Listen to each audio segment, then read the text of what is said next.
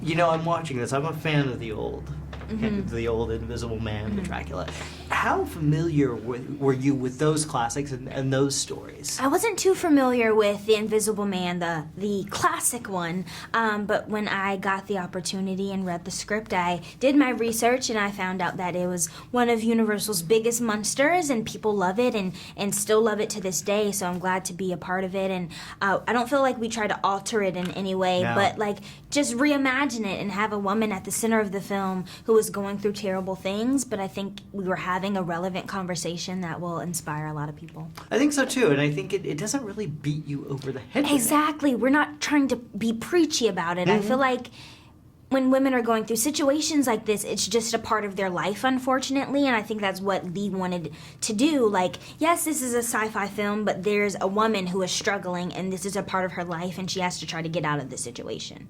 And you have one of the best scenes in the movie, and I don't want to give it away, but it involves where you have something happens with you and Elizabeth.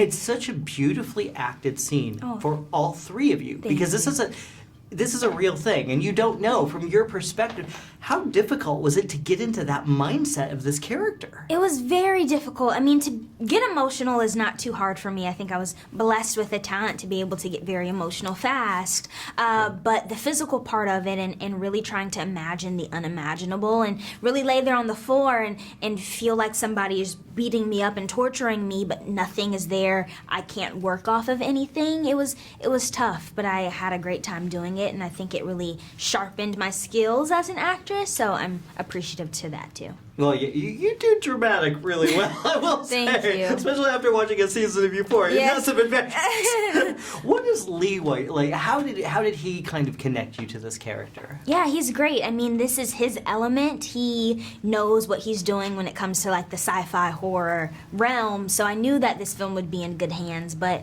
he was also an actor and still an actor, so I think he has a different perspective when it comes to directing. Like, he knows where an actor is coming from and what spaces they need to be in to be able to execute the job and the character very well.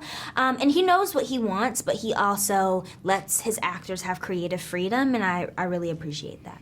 Well, that can be kind of tricky, too, in a horror movie, because you're dealing with a limited budget, you're dealing with a limited, you know, you can't get too crazy. Exactly.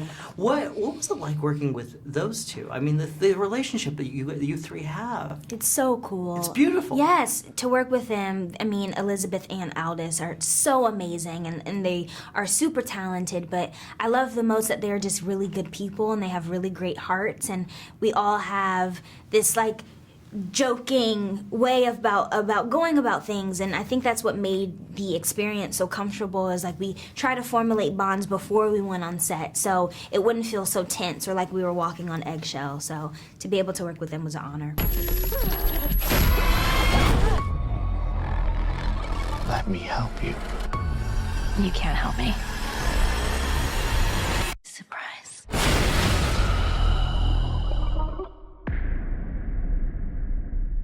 Good seeing you again. You too. God, it's been a while. Yeah, it's been, and you've done pretty well. Oh, thank you. My God, you're just diving into horror and genre. As you do. Yeah, thank you for doing that. Oh no, please, it's an absolute pleasure. And you are in this movie quite a bit.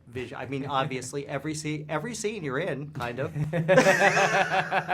See that? When you read that, what were you thinking? Were you like, okay, well, I'm like not here? No, it's the dream. Do you know what? It's the dream job for an actor, because you get to be in a movie where you play the title character, everyone talks about you the whole time, but you don't actually have to do much, and then they pay you. It's crazy. So I was very, very happy to be a part of it.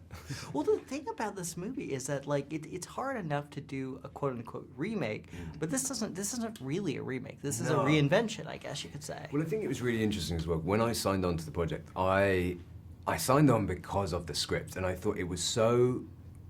I hadn't put two and two together that it was the Invisible Man and that it was part of the Universal Monsters kind of universe or anything like that. Yeah. I just thought, here's a really tight, exciting story, and an important one. You're writing a story about domestic abuse and about women being gaslit, and it's sort of social commentary on the way that the world is, and I just thought that's really fascinating, and it's creepy and disturbing and confronting and all of these different things. And it was only when they announced that I was sort of playing him that I kept on getting all these messages from people being like, "Whoa, this is such a huge deal! Oh my God!"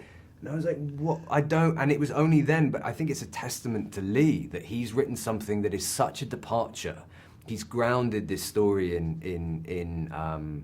it's so grounded, the story, that there is no boogeyman, there is no kind of fantastical monster. It's a real life person that makes it infinitely more terrifying. Yeah, and it's the way he kind of manipulates technology without feeling like it's forced upon you. Or same thing with the statement. It doesn't feel like it's beating you over the head with this is what we're saying.